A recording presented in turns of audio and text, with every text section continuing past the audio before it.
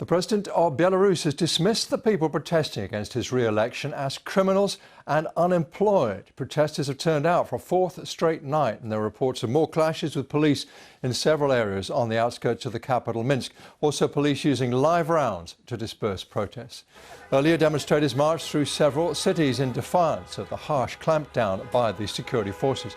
Many were women, such as the ones you see here, dressed in white and holding flowers.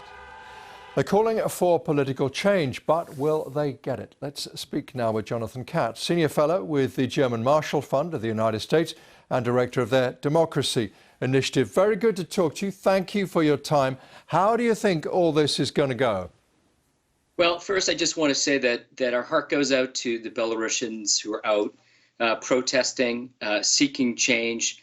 Of course, we're seeing the fourth day. We're into the night of real protests that will not end, don't look like they'll end anytime soon. And I think what we're really seeing in Belarus is a change in how Belarusians see themselves, democracy, and they want change after 26 years of authoritarian rule of Mr. Lukashenko. And so we don't know exactly how this will play out. It's pretty clear that Mr. Lukashenko fears for his leadership, his power.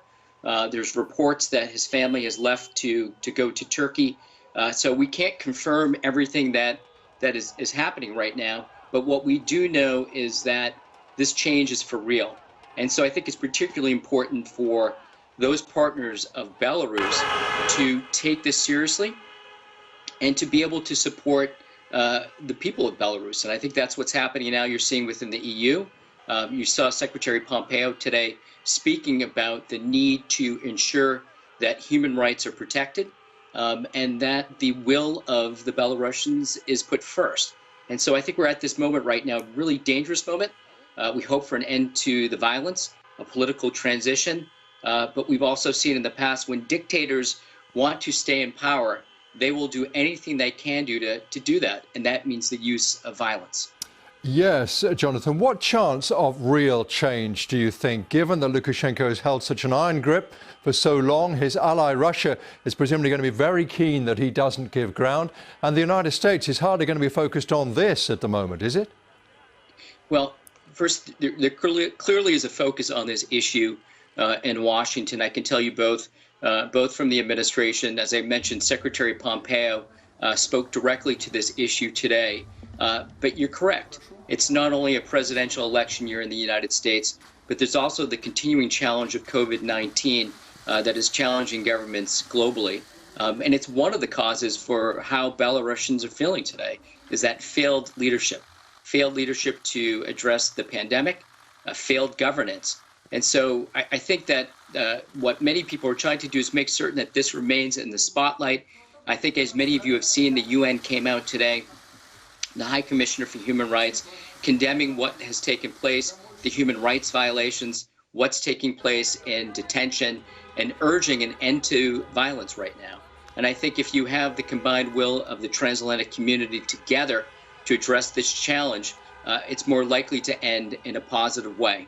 But no doubt Russia does not want to see democratic change in Belarus, and it's a tricky situation.